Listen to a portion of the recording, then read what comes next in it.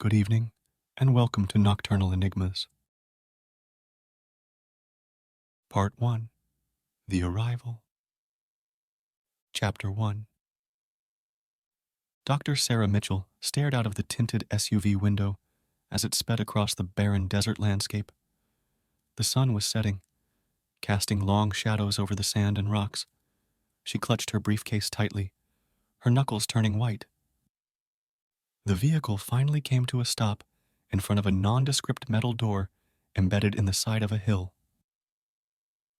"End of the line, Dr. Mitchell," said the driver, a stern-faced military man with a buzz cut. Sarah stepped out, her heels sinking slightly into the sand. The door opened, and she was greeted by General Thompson, a tall man with a stern face and graying hair. "Welcome, Dr. Mitchell. We've been expecting you," he said, extending a hand.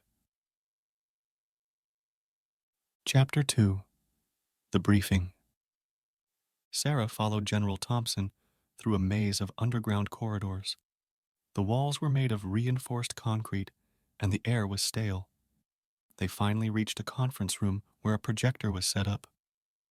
"Please, have a seat," Thompson gestured. Sarah sat down, still clutching her briefcase. The general began the briefing, detailing a top-secret project that had been in the works for years. "We've built a portal, Dr. Mitchell. A doorway to another dimension." Sarah raised an eyebrow. "You're joking." "I assure you, I am not." Images flashed on the screen. Complex equations, architectural plans, and finally, a photograph of a monolithic machine. "We need your expertise to make it operational," Thompson concluded. Chapter 3. The Team. Sarah was led to another room where she was introduced to the rest of the team. Lieutenant Mark Daniels, a young but seasoned soldier with a skeptical look in his eyes. Dr. Emily Chen, a physicist with a warm smile and a no-nonsense attitude. Corporal Jack Harris, a burly man with a shaved head and a penchant for dark humor. "Nice to meet you all," Sarah said, trying to mask her apprehension. "The pleasure is ours," replied Dr. Chen. "We've heard a lot about you."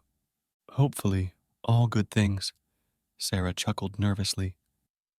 "Let's get to work," said Lieutenant Daniels, his eyes never leaving Sarah's.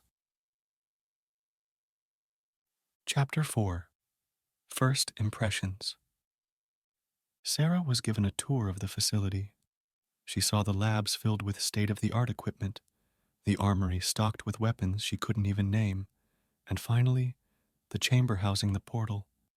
It was a massive structure, filled with arcane technology and humming with an almost palpable energy. "It's incredible," Sarah whispered, her eyes wide with awe and skepticism. "It's dangerous," Lieutenant Daniels retorted, "and we don't even know half of what it's capable of." Sarah looked at the monolithic machine one last time before leaving the chamber. As she walked back to her temporary quarters, she couldn't shake off a growing sense of dread. What had she gotten herself into?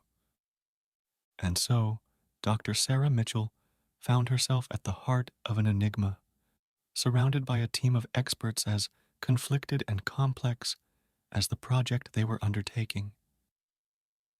Little did she know that the real horror lay not in the machine they were about to activate, but in the unfathomable depths of the dimension it would soon expose. The abyss was about to stare back. Part 2. The Experiment.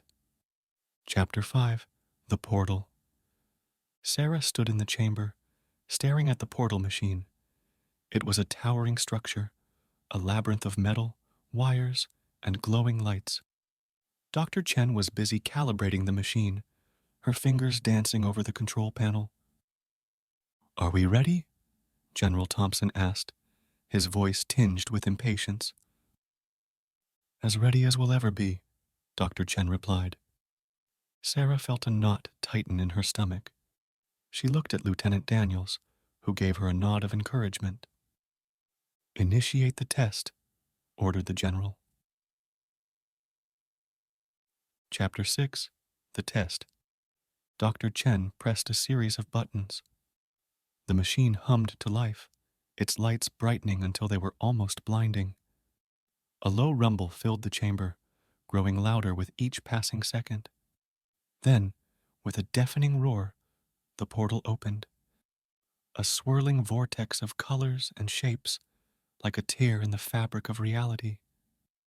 Stabilizing the field, Dr. Chen announced, her voice trembling. For a moment, everyone held their breath. Then, something came through the portal. It was a small object, no bigger than a marble, but it glowed with an otherworldly light. Test complete, said Dr. Chen, shutting down the machine. We've made contact. Chapter 7. Anomaly Detected. In the hours that followed, strange occurrences began to plague the base. Lab instruments malfunctioned, displaying readings that defied logic. Eerie noises echoed through the corridors, and lab animals in the biology wing were found missing from their locked cages. Something's not right, Sarah said, examining a malfunctioning spectrometer. You think? Lieutenant Daniels replied sarcastically. Ever since that test, this place has turned into a circus of the absurd. Chapter 8. The First Casualty. The next morning, the team was summoned to the medical wing. Corporal Harris lay on a gurney, his face twisted in a grimace of pain and fear. He was dead. What happened? Sarah asked, her voice barely above a whisper. We don't know, said General Thompson, his face ashen. He was found in his quarters like this. No signs of struggle, no apparent cause of death. Sarah looked at the lifeless body of Corporal Harris, her mind racing. Had they unleashed something they couldn't control? And if so, what would be the cost? The atmosphere in the underground base grew thick with tension and fear. The team members looked at each other with suspicion and dread, each wondering who, or what, would be the next to fall victim to the mysterious forces they had unwittingly unleashed. As Sarah pondered the unfolding events, she couldn't shake the feeling that they were all pawns in a game whose rules they did not understand. And the only way to survive was to delve deeper into the enigma that had already claimed one life. The experiment had begun, and there was no turning back. Part 3. Unraveling Reality. Chapter 9. Investigation. Sarah and Lieutenant Daniels found themselves in a makeshift lab, surrounded by malfunctioning equipment and scribbled notes. We need to figure out what's going on, Sarah said, her eyes bloodshot from lack of sleep. I agree, but where do we even start? Daniels replied, his skepticism giving way to concern. Sarah picked up the glowing object that had come through the portal. This is the key. We need to study it, understand its properties. Chapter 10. The Entity. After hours of testing, Sarah made a chilling discovery. The object was not just a piece of matter. It was a conduit for an otherworldly entity. It was affecting the base's equipment, warping the laws of physics, and perhaps even influencing their thoughts. We've invited something into our world, Sarah said, her voice tinged with dread, and it's growing stronger. Chapter 11. The Second Test. Against Sarah's strong objections, General Thompson ordered another test of the portal. The team gathered in the chamber, the tension palpable. Are you sure about this? Dr. Chen asked, her hand hovering over the control panel. We need to understand what we're dealing with, Thompson replied, his eyes cold. The portal roared to life, its vortex swirling violently. But this time, something was wrong. The colors shifted to a dark hue, and the air grew thick and heavy. "Shut it down!" Sarah screamed. But it was too late.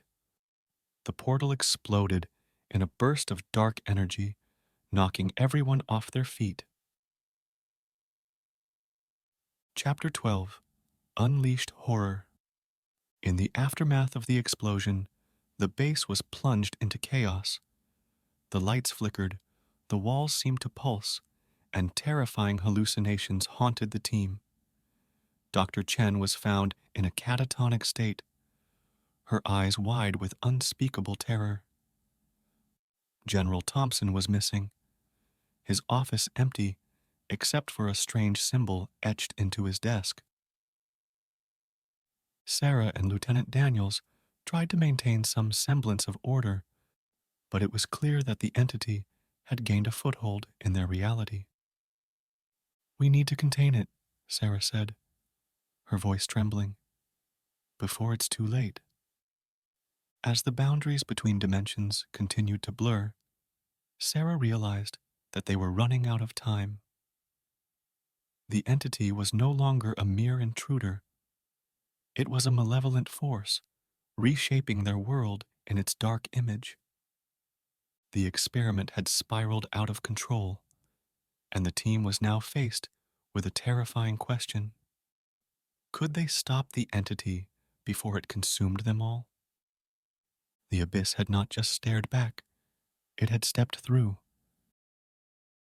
Part 4. Into the Abyss. Chapter 13. Descent. Sarah stood in front of the team, her face pale but determined. "We have one option left. We need to go into the other dimension and find a way to contain the entity."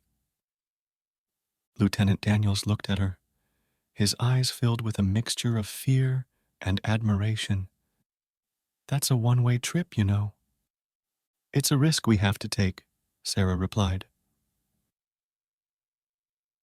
Chapter 14. The Other Side. With heavy hearts, Sarah, Lieutenant Daniels, and Dr. Chen, who had somewhat recovered, stood before the damaged portal machine. Dr. Chen initiated the startup sequence, and the portal flickered to life, its vortex less vibrant, but still mesmerizing. "See you on the other side," Sarah said, stepping into the portal. They found themselves in a horrifying dimension, a twisted mirror of their own world. The sky was a swirling mass of dark clouds, and the ground was made of a substance that seemed neither solid nor liquid.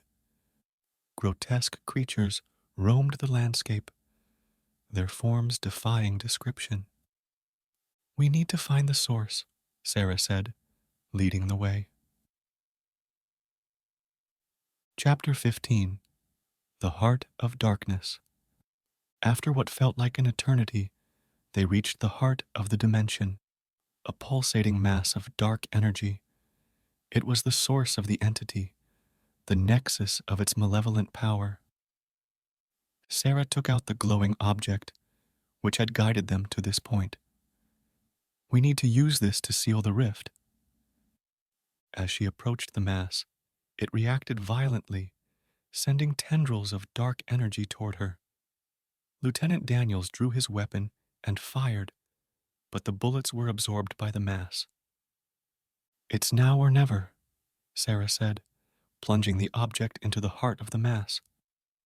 A shockwave of energy erupted from the nexus, and for a moment, everything went white. They found themselves back in the portal chamber, the machine now silent and lifeless. Dr. Chen was unconscious. Her body sprawled on the floor. Lieutenant Daniels was clutching his arm, blood oozing from a wound. "We did it," Sarah said, her voice tinged with disbelief. But as she looked around, she realized that Dr. Chen was not the only one who hadn't made it back.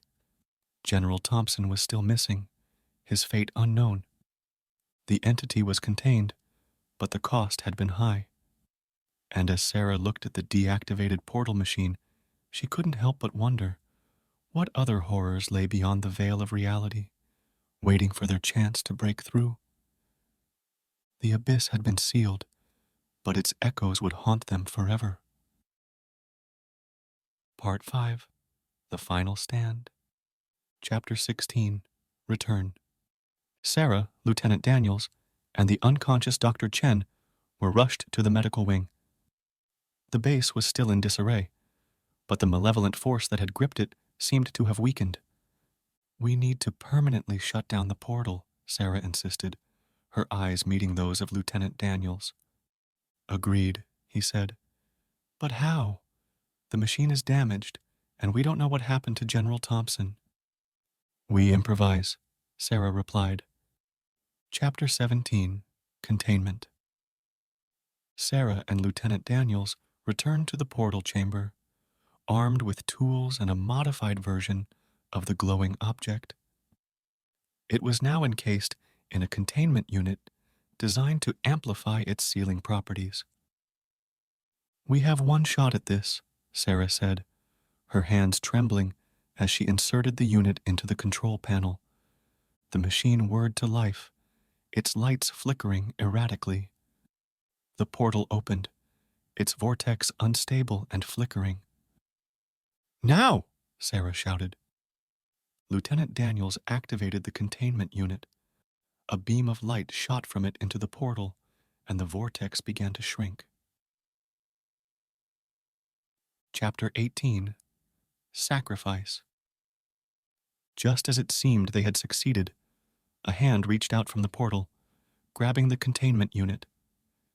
It was General Thompson, his eyes filled with a dark energy. "You don't understand," he rasped. "We need it."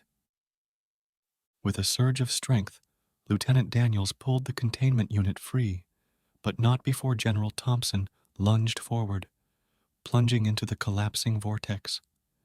The portal imploded, and the machine went dark. Sarah and Lieutenant Daniels stood in the silent chamber, their faces etched with exhaustion and relief. General Thompson had been lost to the abyss, but they had succeeded in sealing the rift between dimensions.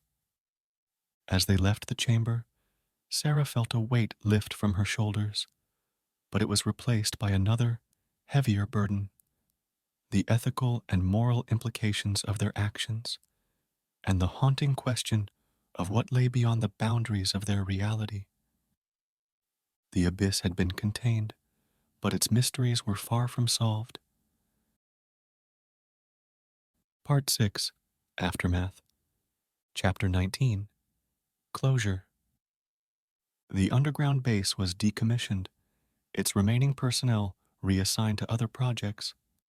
Dr. Chen recovered, but chose to leave the field of experimental physics, haunted by the memories of what they had unleashed. Lieutenant Daniels was promoted, but found himself increasingly isolated, burdened by the secrets he had to keep. Sarah was offered numerous opportunities to lead other classified projects, but she declined them all. The experience had changed her, sowing seeds of doubt about the ethical boundaries of scientific exploration. Chapter 20, Epilogue. Sarah stood in her modest apartment, staring at the framed photograph of the team. They were all smiling, blissfully unaware of the horrors that awaited them. She picked up a pen and began to write, documenting everything that had happened in a manuscript she knew may never see the light of day. As she wrote, she pondered the questions that still haunted her. What is the nature of the dimensions that lay beyond our own? What ethical responsibilities do we have when our quest for knowledge risks unleashing forces we cannot control? She realized that some questions have no easy answers, and some doors, once opened, can never be fully closed. Sarah closed her manuscript, placing it in a locked drawer.